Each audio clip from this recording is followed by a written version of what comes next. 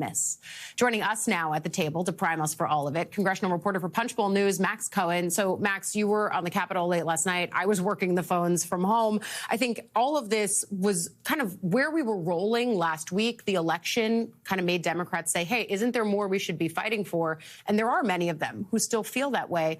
But how did this shake out? I mean, how did it come together in the end? Yeah, I think this group of 8 moderate Democrat senators are key to this agreement. They saw that Donald Trump and Senate and House Republicans were never going to guarantee them an outcome on health care. And as Shaheen said in that clip you just played, the longer this dragged on, the more they were concerned for their most vulnerable constituencies, those who rely on SNAP funding and federal aid funding. So they said, look, the best we're going to get is this appropriations bill, which has a lot of Democrat demands in it.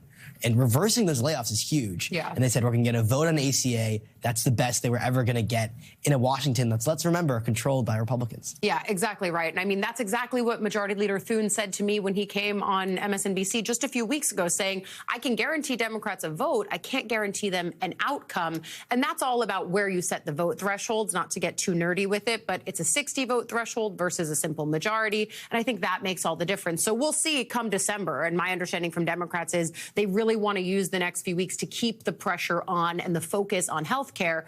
But I think there's tea leaf reading to be done, and I know you and I both were doing this, in who voted for it and who didn't. The fact that none of the vulnerable senators up in 2026 put their name as a yes, I think says something. What do you see here? Yeah, let's just look at Jon Ossoff for a second, right? Yes. He's up in Georgia. He's the only Democrat running in a state that Trump won, who's up for re-election, and he voted no. And I think that shows where the liberal base is. He's betting that he did not want to risk the anger of his Democratic and progressive voters in Georgia, because across the country, candidates running in tough Democratic primaries are uniformly opposing this bill. Yeah. Many trading their anger on Chuck Schumer, who again voted no. But you look at where the energy of the Democratic Party is. They were told for weeks, we're going to fight for health care. We're not going to cave.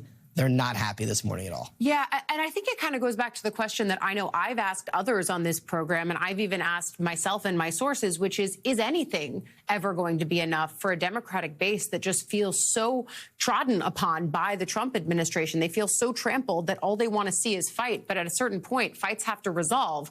Or do they not? I mean, what is coming down the pipeline for someone like Chuck Schumer, who, even though he played this literally the opposite way that he played it in March, people are still so furious with the way that he led the caucus at this moment?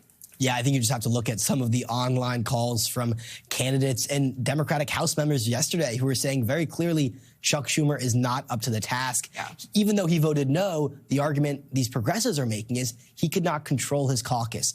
A good leader can control the votes, and he let 8 of his own members vote for a package that the majority of the Senate Democratic caucus did not want. And I'd say the majority of Senate Democratic voters don't want either. Yeah, and I guess we're going to see politically how this ends up playing out before we get to the politics. Just what's the basic timeline on when the House is going to pick this up? I mean, right now, Senator Rand Paul is sort of the holdup, as he often is in these moments of will Senate magic prevail? What do you think is the House timeline on this? Everything's, of course, up in the air. Yeah. And as the air travel issues you mentioned earlier in this segment still continue, that could be a mess. But I think what we're tracking right now is probably a House vote on the CR and minibus towards the end of the week, whether that's Thursday or Friday or Saturday, we don't know yet. But I think this situation for everyone watching at home is wrapping up, and the longest government shutdown in history is on its way to ending. Yeah, it's on its way to ending, but I don't believe it until I see it on this one, just because we've seen so many iterations of this come together and fall apart.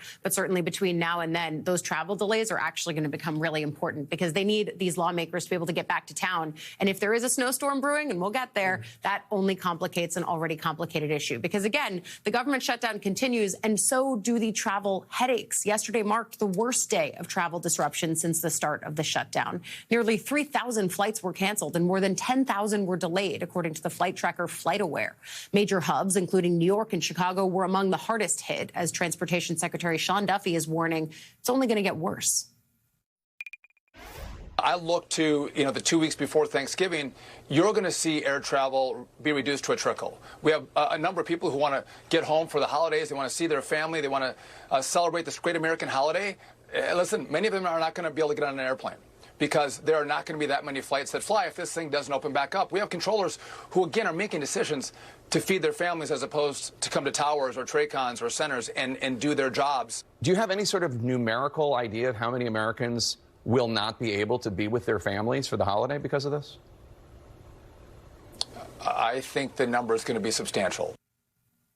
Again, that's if the government doesn't open back up. That strain is real. But the other place that we've seen strain is when it comes to SNAP. A federal appeals court late last night allowed a judge's order to stand that directs the Trump administration to fully fund this month's food aid benefits for 42 million low-income Americans during this ongoing government shutdown.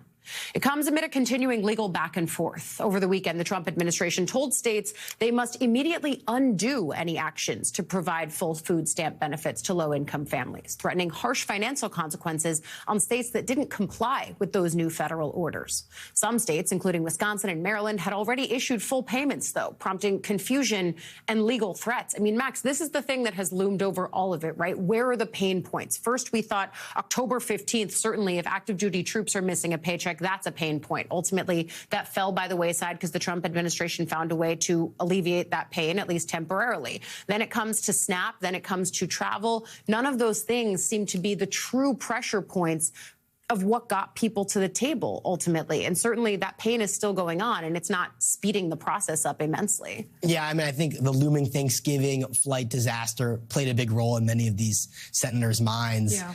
And also, I think the longer this stretched on, the more the pain increased. And as the Trump administration doubled down on refusing to back extending these healthcare tax credits, that group of moderate Democrats noticed, hey, we fought for 40 days. We cannot continue to inflict pain on our own constituents and constituents across the country who depend on these government programs. And I think they said, look, the political talking point of fighting for healthcare isn't as important at this point as getting the government back open. Yeah, and I think we're going to see a lot of chatter in the next few days that refutes that premise, because I know there was uncomfortability on the part of many of these senators who actually provided their votes. But at the same time, on the grassroots side, I heard people before the election saying, OK, maybe we'd be OK to wind down. But the political results on Tuesday felt, I think, so compelling to many Democrats and advocates that this feels to them like it's the wrong reading of the political landscape. Ultimately, shutdowns hurt everybody. And so I think, you know, the sooner we can get the government open, the better. But the politics of this are beyond my pay grade. I just simply read the tea leaves. Congressional reporter for Punchbowl News, Max Cohen, thank you.